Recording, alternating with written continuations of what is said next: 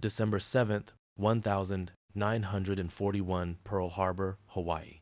The morning sun glinted off the calm waters of Battleship Row as sailors aboard the USS Arizona prepared for what they thought would be another routine Sunday. Chaplains ready for morning service, cooks lit stoves for breakfast, and the band tuned instruments for the flag-raising ceremony. Then the drone of engines shattered the silence. At 7:55 a.m., Lieutenant Commander Mitsuo Fuchida led the first wave of 183 aircraft toward the harbor. Tora, Tora, Tora. He barked into his radio the signal that total surprise had been achieved. Moments later, the Arizona erupted in a cataclysmic explosion, a fiery column of smoke piercing the sky. The Oklahoma capsized within minutes. The West Virginia sank into the mud. The Nevada ran aground in a desperate bid to escape the inferno, and the California settled beneath the oily surface. Japanese pilots who had trained for months could hardly believe their own success. From the air, the harbor looked like an inferno of wrecked steel and burning fuel. By the time the second wave retreated, more than 2,400 Americans were dead, 8 battleships lay destroyed or damaged, and the Pacific Fleet appeared annihilated. In Tokyo, the mood was jubilant. Admiral Yamamoto, the reluctant architect of the attack, warned his superiors, "We have awakened a sleeping giant and filled him with a terrible resolve." Few listened. To the Imperial General Staff, the United States had been dealt a crippling blow that would take years to recover from, if ever. Japan's commanders toasted victory, convinced that their enemies had been knocked out of the Pacific War before it had truly begun. But beneath the smoldering wreckage of Pearl Harbor, a different kind of war was already beginning, one fought not with torpedoes, but with hammers, cranes, and the iron will of American industry. December 8th, 1941, Pearl Harbor Naval Base, Oahu. Thick black smoke still hung over the harbor as men in oil-soaked uniforms clawed through the wreckage. Sailors worked in silence, their faces smeared with soot and disbelief. The air smelled of burned steel and diesel fuel. Divers, many of them volunteers, descended into the murky water to rescue trapped men still pounding from inside the hulls. Admiral Chester W. Nimitz arrived in Hawaii 3 weeks later to take command of the shattered Pacific Fleet. What he saw would have broken most men: rows of capsized giants, twisted cranes, scorched decks. Yet Nimitz didn't see defeat. He saw potential. "These ships," he said quietly, "will sail again."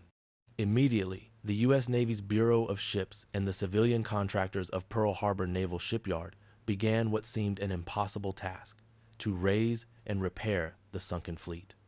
The Nevada was refloated by February, the West Virginia by May, the California and Tennessee followed soon after.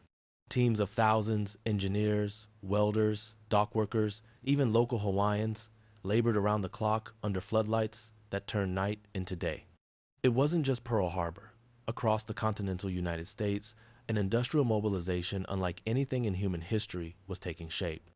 In California, the Mare Island and Puget Sound shipyards took in the worst-hit vessels for full reconstruction. The Bethlehem Steel Company, Ford's River Rouge plant, and the Kaiser shipyards converted assembly lines overnight. What took Japan 10 years to build, America was replacing in months. In the words of one astonished Japanese naval attaché, "They repair ships faster than we can sink them." By the spring of 1942, the Nevada, once grounded in flames, was back in fighting shape, bristling with new 5-inch dual-purpose guns. The West Virginia's hull was patched, her machinery replaced, her crew reassembled. The symbol of ruin was transforming into a fleet reborn. But the world would not see the true extent of America's recovery until a fateful June morning in the middle of the Pacific at a tiny atoll called Midway. June 4th, 1942, Midway Atoll, Central Pacific. The Pacific was calm, deceptively so.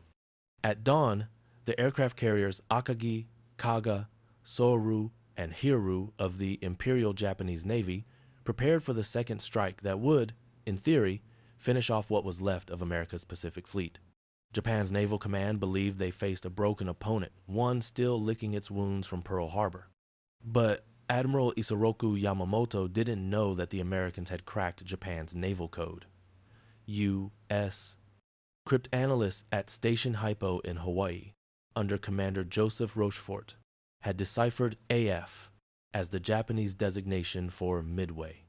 Admiral Chester Nimitz, quietly confident, positioned his rebuilt fleet, including the Enterprise, Hornet, and the hastily repaired Yorktown, in ambush north of the island. The Yorktown itself was a symbol of America's industrial miracle. Only weeks earlier, it had limped back to Pearl Harbor after taking heavy damage at the Battle of the Coral Sea. The ship's flight deck was scorched, its elevators jammed, its boilers leaking. Engineers estimated 3 months for full repair. Nimitz gave them 3 days. And they did it.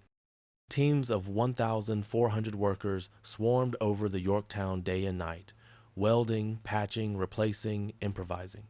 On June 2nd, she sailed again, her paint barely dry. Japanese reconnaissance later reported 2 American carriers at Midway. In reality, there were 3, and one of them should have been at the bottom of the Pacific. That morning, as Japanese dive bombers struck Midway Island, waves of American planes launched in counterattack. The first assaults were disastrous. Outdated TBD Devastators were torn apart by Zero fighters. But then, at 10:20 a.m., 3 U.S. dive bomber squadrons found the Japanese carriers with their decks cluttered with fueled and armed aircraft. In a span of 5 minutes, the tide of the Pacific War turned. The Akagi, Kaga, and Soru erupted into towering infernos. Later that afternoon, Hiru followed them beneath the waves. 4 of Japan's frontline carriers, the very ships that had bombed Pearl Harbor, were gone.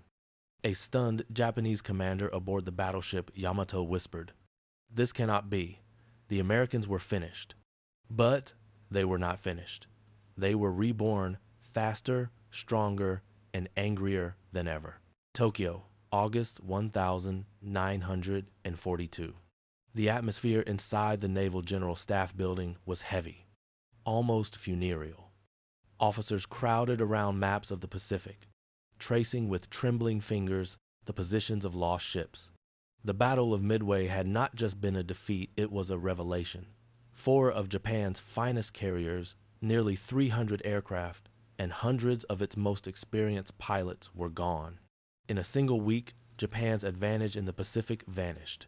Rear Admiral Ugaki, Chief of Staff to Yamamoto, read aloud the latest intelligence reports. American shipyards, those sleeping monsters, were churning out new carriers faster than Japan could train crews. The Essex-class carriers, laid down even before Midway, were already taking shape in Norfolk and Newport News. The Yorktown, Enterprise, and Hornet had survived long enough to serve as the bridge between disaster and resurgence.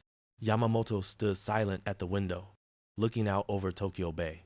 He had spent years studying in the United States at Harvard, in Washington, even in the casinos of Las Vegas where he had observed American wealth firsthand. He had warned the high command that Japan could not win a long war. "I can run wild for 6 months," he had said. "After that, I have no expectation of success." Now, his prophecy had come true almost to the day. Back in Pearl Harbor, cranes still swung over the docks. Sparks cascaded from torches as men welded the final plates onto the resurrected West Virginia. The ship's new radar antenna turned slowly in the Hawaiian sun, scanning the horizon for the next fight. Reporters were forbidden to broadcast the full extent of the repairs for security reasons, but whispers spread. "The fleet that was sunk has risen," one sailor said. "We were hit in the heart and came back stronger."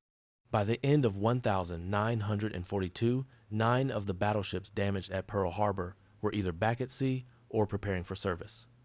The U.S. Navy was now fielding more ships than it had before the attack. The Japanese command, once convinced of American weakness, now faced a terrifying truth. They had awakened an enemy whose strength lay not just in arms, but in will.